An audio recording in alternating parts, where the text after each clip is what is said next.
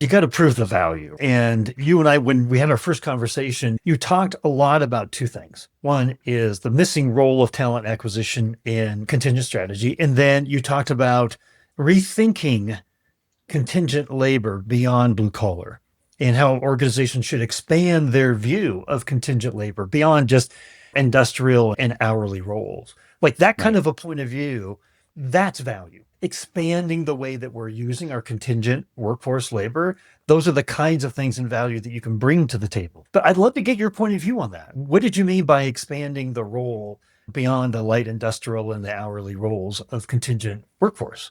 So I think the challenge is, I think once you build the program, so if you do have a CW program internally or externally managed, it often captures the blue collar, it captures your office staff, like the traditional temps that people think of.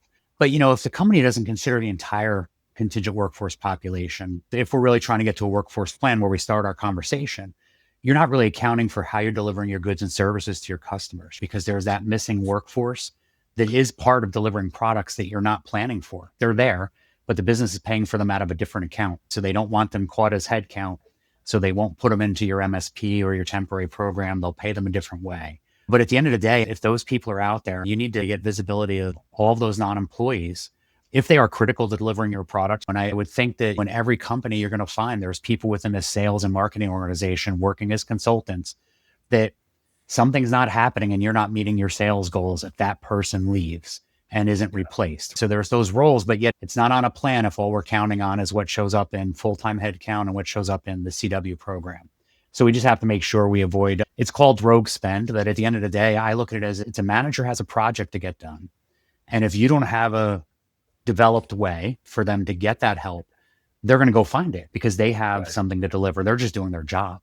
And a lot of times you have managers that are new to the company. And if you don't have a clearly defined process or they don't know where to find you, because I think me and my team are still a hidden weapon in certain Yeah. cases. And I'd say the same thing with some of procurement.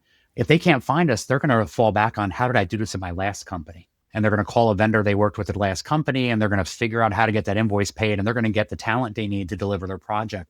So we have to think about that. And again, build a better mousetrap, show them the way, find the ways to communicate and make your program known. And also that, like you said, the value add you bring. How do you make that better than them calling their old buddy who delivered for them 2 jobs ago and just reinvigorating that relationship?